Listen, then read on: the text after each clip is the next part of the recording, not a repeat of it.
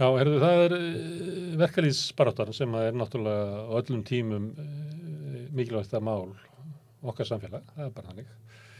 Það búið að vera frétta efni undanfarnar vikur. Starfsgreinasambandið búið að semja og VFR og iðnaðarmenn einhvers staðar svona nærri karphúsinu og Efling var að vísa til sáttasemjara, þannig að það fara í gang fornulegar viðræður undir stjórn ríkissáttasemjara. Síðan bara stutt í opinbera starfsmenn, ég held að BSRB og félagar séu bara í mars eða eitthvað slis og hvort að kennararnir eitthvað aðeins seinna en BHM eitthvað það líka næsta vor. Þannig að þetta verður eitt af einkennum vetrarins, það verður umræða kjarasamning og verkalýðsmál. En á bakvið svona fréttir dagsins alltaf eitthvað svona undiralda og eitthvað þróun sem á sér stað og kannski atburðir dagsins merki slíka þróun og þess vegna ég komið við þig hingað, Sigurður Pétursson, sagnfræðingur. Það átök á milli, það líka svona það sem að mér finnst eiginlegt einkenni á svona deilum dagsins eiginlega svona mat á því hverju tækifærin til þess að sækja og hvort að verkalýðshreyfingin hefur afl til þess að sækja og það getur verið rosa flókið að meta það. Það bara hvort það sé vilji félagsmannan til þess, hvort það sé góðari á fyrirtækjum til þess að gera það, hvort það sé bara almennur stuðningur í samfélaginu. Maður sér þetta alltaf í verkföllunum í Bretlandi, það sem stuðningur almennings við verkföllin til dæmis hjá járnbrautamönnunum núna í sumar hefur örugglega haft áhrif á því hvað margir komnir í verkfallsham þar. Það bara almennur stuðningur í Bretlandi til þess að láglaunafólk fái að rétta sinn hlut. Já, stemmingin í samfélaginu í Bretlandi náttúrulega orðin þannig greinilega núna að fólk búið að fá gjörsamlega nóg að þessari ríkisstjórnarstefnu sem verið hefur. Það svolítið öðruvís á Íslandi, það svolítið svona tvísýtna getur við sagt kannski. Erfiðar að lesa í það. Og miklu erfiðar að lesa í það. Þessi félög sem ákváðu núna innan starfsgreinasambandsins að semja og í raun og veru fresta átökum næstum því 1 ár og taka í staðinn ákveðna launahækkun. Fyrst í stað þá leit þetta þannig út að þau væri kannski að gera svolítið góðan samning. Það voru þarna einhverjir plúsar. Það var verið að færa til uppbótina sem átti að koma í vor og fá krónutöluhækkun hagvöxtur aukan svo kallar 13.000 krónur og þannig, en svo þegar betur að gáða og það kannski það sem að ræður úrslitum greinin sem að Stefán Ólafsson skrifaði í dag að það kemur bara í ljós þegar þetta skoðað betur að það í raun og veru ekki verið að ná fram neinum kjarabótum í raun. Það 10% verðbólga og ef við miðum við 400 til 500.000 krónar laun, þá ætti launahækkunin að vera 40-50.000. Þetta varla að ná í því. Já. Og ef það verði þá það með 13.000 krónar kaupaukanum sem út á góðarinu. Sem var samið 2019. Já, og ef við horfum svo í hina hliðina, það bullandi góðari hjá ákveðnum aðilum í þjóðfélaginu. Fyrirtækjunum, hjá þeim sem skammtar sér launin sjálfur og það ansi stór hópur í þjóðfélaginu sem að skammtar sér launin sem að bara skrifa reikningana á aðra og ekki bara forstjórarnir og fyrirtækjaeigendurnir heldur ýmsir sérfræðingahópar líka og þeir virðast hafa það mjög gott og þeir hækka sína taxta án þess að spyrja neinn og það svo greinilegt að það sóknarfæri. En svo getur líka verið annar munur í þessu á milli félagana sem voru að semja og svo aftur VFR og Eflingar hér á höfuðborgarsvæðinu að góðærið kannski meira í ferðaþjónustunni hérna í Reykjavík og þjónustufyrirtækjunum í kringum höfuðborgina heldur en út á landi. Og þar skipti þá kannski máli að hér séu sóknarfærin meiri. En það hefur nú verið bent á að til dæmis að fiskverð í útlöndum 25% hærra í ár en í fyrra. Já, vissulega. Álverið fyrir afla á Austurlandi þá 60% hærra. En við verðum að athuga það að útgerðin bara á svo fáum stöðum út á landi eins og komið Já. Þetta bara örfáir staðir. Norðausturkjördæmis. Og reyndar, einn hlutur í því af hverju var samið af landsbyggðafélögunum að þeir fengu kjarabætur fyrir fiskverkafólk. Af því það sóknarfæri. Og þar voru nefnilega sóknarfæri sem greinilega var auðvelt að ná. En spurningin er líka, þetta var kannski aðeins og auðvelt, var ekki hægt að ná í meira. Og hefði ekki verið hægt að beita í karpúsið og sótt það sem var eiginlega í boði og farið með það út og kynnt það sem árangur. Var ekki hægt að beita meiri þrýstingi til þess að ná fram meiri kjarabótum í framhald af lífskjarasamningunum. Ekki bara framlengja hann eins og ekkert væri og jafnvel slá af, heldur að ná aðeins meiru, vegna þess að við sjáum að aðrir hópar í samfélaginu sem betur settir að ná til sín meiru. Og þá er bara spurningin hvort að fólkið fylgir með.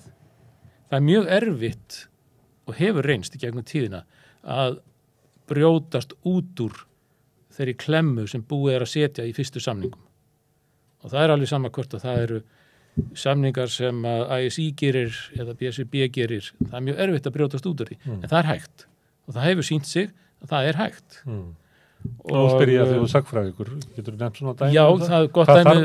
Af því ég var að tala við Sólveig Önnu hérna bara í gær eða fyrir dag og þá var einmitt verið að ræða það, sko, hvað þarf til þess að brjóta þetta, þessa ákvörðun samtaka atvinnulífsins og stjórnvalda og margra annara að þessi samningar sem að kannski 25% af ASÍ hefur samið verði leiðandi. Jú, sko, það þarf ansi miklu samstöðu, það þarf nefnilega virkni félagana. Þetta gerðist fyrir vestan 2007. Þá samdi Flóabandalagið og stæðsti hluti verkamannasambandsins samdi og slógu af kröfunni sem hafði verið 100.000 króna lágmarkslaun. Og það var eiginlega engin ástæða til þess að fara að slá af þeirri kröfu. Það voru 7 félög á Vestfjörðum sem að neituðu að ganga inn á þetta og fór í hart og fór í verkfall. Stóðu ein uppi í því verkfalli og það stóð í 7 vikur. Það er svolítið langt. Það er bara harðasta verkfall sem hefur verið haldið síðustu 30-40 árin. Og voru þá allir félagarnir í verkfalli? Já. Þannig að það var allir verkfallssjóðir tæmst þarna bara já, 4 vikur? Það sko og þá var líka komið þannig staða að vinnuveitendasambandið var orðið miklu sterkar en áður. Álverin og fleiri félög, stór félög sem voru ekki áður í vinnuveitendasambandinu voru komin inn í það. Þeir voru með sko fleiri 100 þrútna sjóði til þess að borga sínum félögum en vissulega fengu Vestfirðingar stuðning frá öðrum verkalýðsfélögum. Og bæði innan ASÍ og líka í BSRB og kennarasambandinu fengu vissulega stuðning en þeir héldu út þennan tíma vegna þess að það var búið að undirbúa mjög vel. Jarðvegurinn var vel undirbúinn, það var mjög virk þáttaka félagana og þarna var fólk líka að berjast fyrir ákveðni virðingu sem að kannski þarf að gera aftur. Það spilar oft stórt hlutverk í það er kannski stæðsti hluturinn oft á tíðum. Og með ákveðni virkni félagana og samstöðu þá náðu þau fram með þetta kjarabótum en miðað við verkfallið þá var oft lengi að ná upp kjarabótunum þannig að það borgi sér að vera í verkfall en Viljónum eru bent á þetta að það er þessi kostnaði samt að það er aðgerðir. Það gerir það þetta en þá kemur á móti ef þú reiknar málið fram í tíman næstu 10 árin að þá er verkalýðsfélögin búin að ná sér ákveðni stöðu, þau eru búin að ná ákveðni virðingu, þau eru búin að ná þeirri stöðu að atvinnurekendur vita hvað það kostar því það kostar þá líka mikið ef það verður verkfall. Og stundum þarf bara að láta reyna á. En það þarf að meta stöðuna mjög vel og ég skil vel að nú eru VFR og iðnaðarmenn og Efling í þeirri stöðu að auðvitað skoða sína stöðu, hver eru sóknarfærin, hver er samstaðan, hvað er hægt að ná langt, hvað þarf mikið til þess að brjóta á bakaftur kannski þessa læsingu sem komin er. Og hvar er svo ríkisstjórnin? Hún er ekki einu sinni með og þeir þurfa engu til að kosta. Þau láta eins og þau sé búið ákveð hvað þau leggja til að sé eitthvað sem er, og líka í svona verðbólgutíma að þeir vera að tala að þau ætla að auka eitthvað í barnabætur og vaxtabætur, þetta er eiginlega þú veist það hvað sem er verða að gera sko. Það hlýtur að vera verðbólgan er bara þannig. Myndu leggja til hækkun á persónuafslætti og auðvitað væri það, er það grundvalla krafa núna, það er komið fjárlega fyrir það hefur ekkert heyrst það, hvað á að gera með barnabætur, hvað á að gera með húsaleigubætur, ákveður ekki þetta ekki stór hækkað núna. Já, bara Í allri þessari líka bara verðbólgu sem er. persónuafslátturinn og lægra þrepið, lægsta þrepið, hvort það sé hækka þar. Já. Skiptir feiknarlegu máli fyrir lánafólk. Já. Og var stórkostlegu sigur umverulega. Og var alltaf hér áður fyrir eitt af samningsatriðunum í samningum hjá ASÍ-félögunum. Það voru þetta skattamálin og þessi ríkisstjórnapakkar sem kom alltaf inn. Og nú ríkisstjórnin bara stikkfrí. Og þetta svolítið alvarlegt ástand sem að skapast, en það eru sóknarfæri samt og spurning hvernig þau verða til þess að meta það, þá þetta flókið. Þú ert að meta vilja félagana, þú ert að meta stuðning í samfélaginu, það skiptir máli. Þú ert að meta bara vegginn sem þú ert að fara að keyra á, kannski bara samtök atvinnulífsins til í að bara fara í langt verkfall bara til þess að brjóta niður þrek verkefnishreyfingarnar. Já, alveg eins sko, það náttúrulega, þau hugsa líka nokkur ár fram í tíman. Já, þau geta sett verkbönn til þess að eyðileggja möguleika hinna á að fara í skæruverkvöll eða ódýrari verkvöll þar sem þú kannski bara leggja niður vinnu þeir sem að eru vinna við hafninnar eða flugvellina eða eitthvað slíkt. Já, vissulega. Þá geta þeir svarað með verkbönnum. Og svo taktík reyndist mjög vel síðast að velja út hópa til að fara í verkfall. Þeir sem að myndu valda atvinnurekendum meiri skaða en ekki almenningi. Já, þetta fyrsta verkfall var ferri í 30-40 ár. Já, og með slíku skipulagi þetta hægt að hafa meiri áhrif og án þess að allir leggja niður vinnu og þetta svona taktík sem að verkalýðshreyfingin lítur að halda áfram að þróa, en það koma þetta svör á móti, einmitt eins og þú segir frá atvinnurekendum, væntanlega. Hér áður fyrir var náttúrulega reynt að stíla upp á vertíðir þegar sjávarútvegurinn réð mestu og það var reynt að stíla upp á að verkföllin kæmi, þar yrði mestur skaðinn í miklum aflarhrotum í kringum páska eða loðnu vertíð eða eitthvað slíkt. Það sem að virkilega klekti á atvinnurekendum. Nú túrisminn orðið bara þetta. Og nú eru off-season. Ætti það nefnilega að vera og þar með ætti að bíða fram á vorið. Já, það koma svona áramótaskot inn í túrismann. Já. Jú, vissulega, jóla áramótu og flugeldasýningar og norðurljós, en það spurning hvert að það ræður meira. En svo líka bara spurningi hvernig stemmingin í samfélaginu eins og þú segir. Og í hreyfingunni sjálfri. Og svo innan hreyfingarinnar, hversu virki félagarnir eru. Já. En líka í fórustur hreyfingarna. Mér finnst það að koma svo til ljós svona að þetta mat á það, þú veist, hvort að eigi að sækja og hvers virði það er. Eins og þú nefndir þarna með að verkefnishreyfingi verði að leggja inn með hörðum verkföllum til þess að ná árangri í næstu 2, 3, 4 kjaraviðræðum.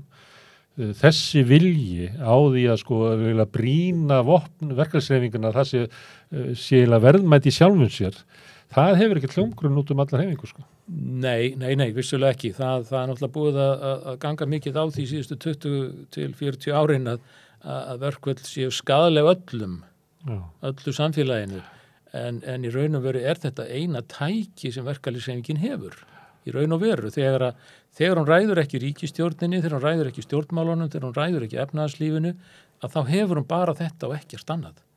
Og til þess að sé tekið marka á henni, að þá þýðir ekkert að veifa bitlausum vopnum, það verður verið að bíta í þeim, annars hafa þau ekkert að segja.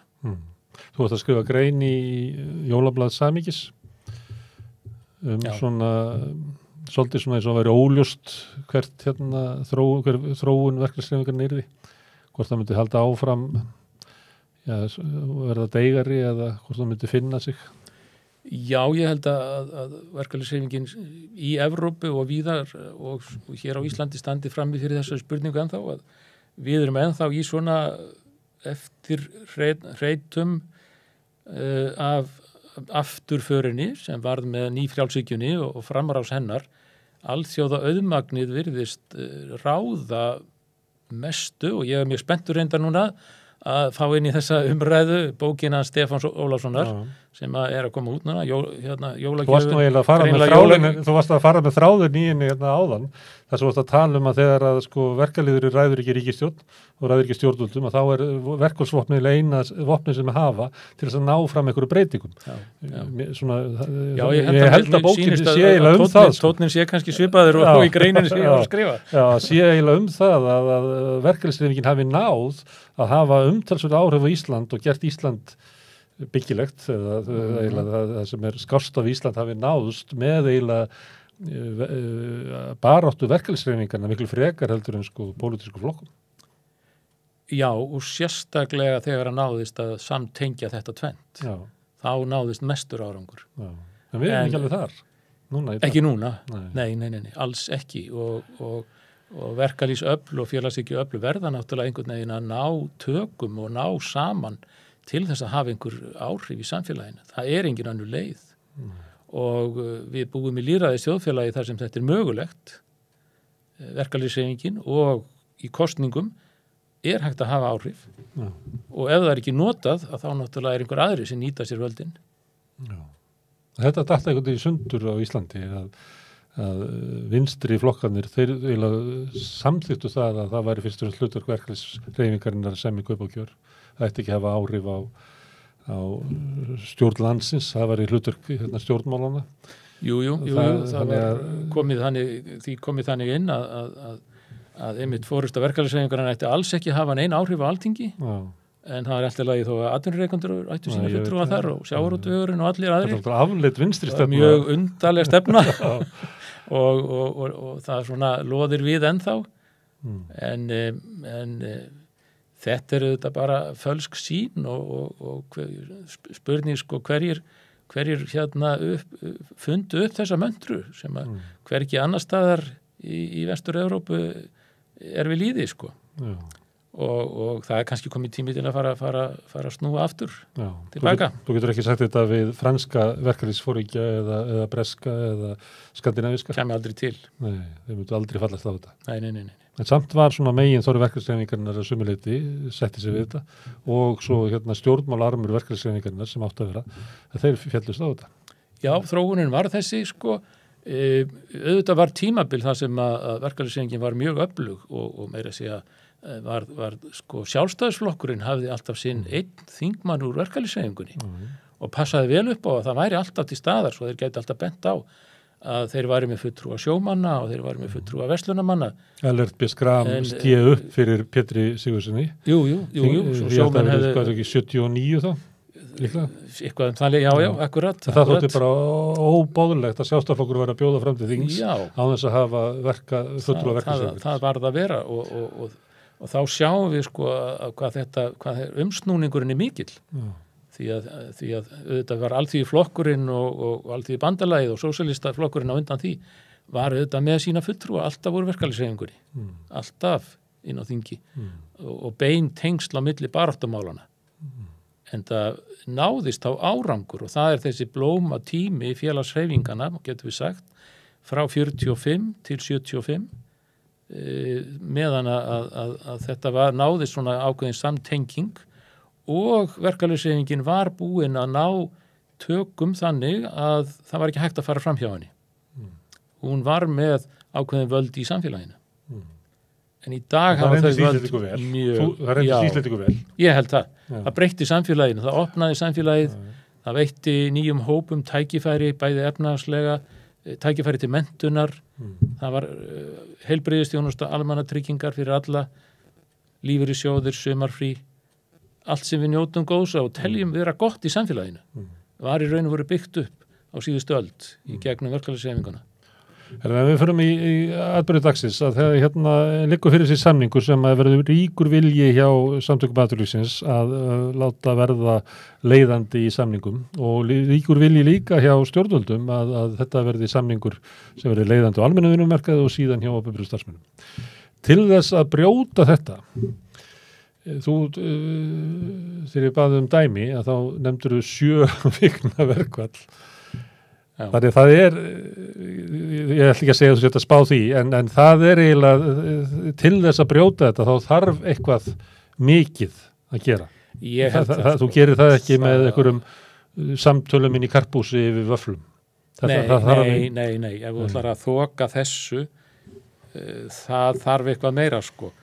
Hvort að hótunin dugar, það stóra efast í Ég held að ef að verkalýðsfélög eða einhverju hópar ætla að brjótast út úr þessu samkomulagi, að þá þurfum við að sýna mjög samheldna einarða forystu, samheldni félaga, en þá heldur aldrei að vita hvað gerist. Það þarf ekkert að vera langt verkfall, ekkert erfitt, en verkfall á lykilstöðum, þar sem að það særir,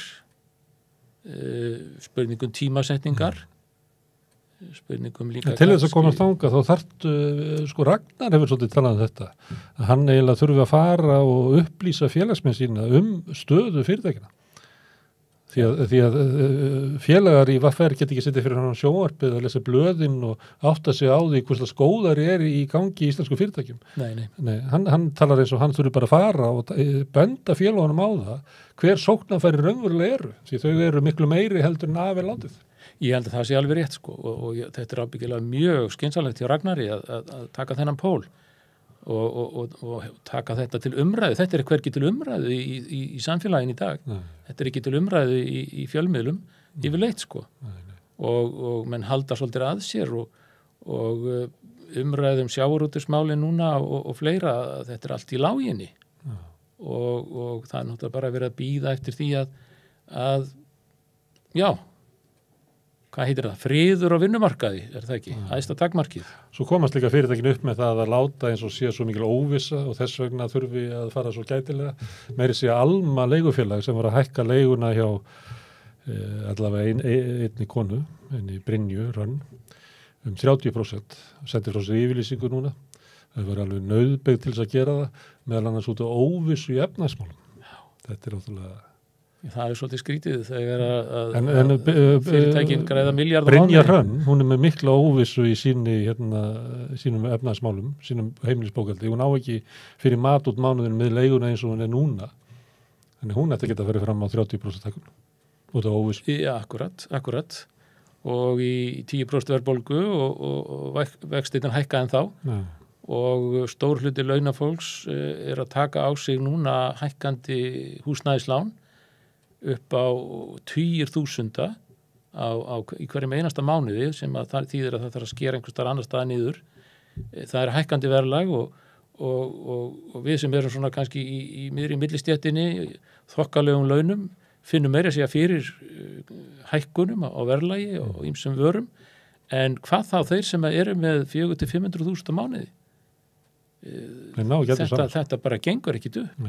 Og ríkisstjórninni situr bara stikk frí og allir ekki gera neitt og allir eiga svo bara að sætta sig við 30-50 krónar launahækkun út næsta ár.